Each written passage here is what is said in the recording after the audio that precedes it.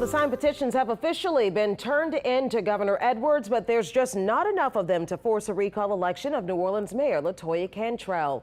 Good evening and thanks for joining us. I'm Sharice Gibson. And I'm Katie Moore. Not long after those signatures were delivered, Eyewitness News was the first to report Governor Edwards will not be calling a recall election for Mayor Cantrell. Well, the governor told us organizers of the recall effort fell short of the number of signatures needed. Now recall organizers say they are exploring their legal options. We'll have more on that ahead, but first, Paul Murphy spoke with Governor Edwards earlier today and joins us with this story. Sharice, Katie, the Orleans Parish Registrar of Voters delivered the recall petitions to the governor's office around 9:15 this morning. And according to Governor John Bel Edwards, the number of invalid signatures far outweighed the number from qualified voters. It was the most asked question in New Orleans these past 6 months. Did recall organizers have enough signatures to recall Mayor Latoya Cantrell? We now know they didn't. I won't be calling an election. The threshold was not satisfied. Governor John Bel Edwards received the recall petitions Tuesday morning in Baton Rouge, one day ahead of the deadline to do so.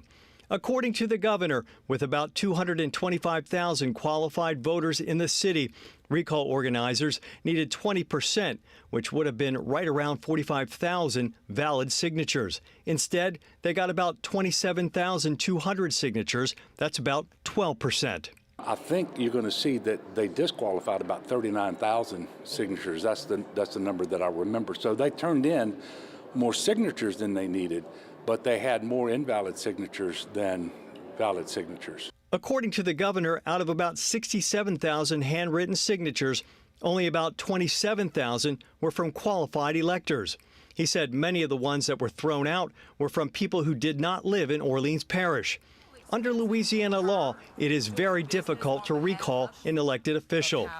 Governor Edwards said it should be. If you had an election that was resolved by just a few hundred votes, you don't want someone to go out there just as soon as that person takes office and start a recall and be able to recall someone with a really low threshold.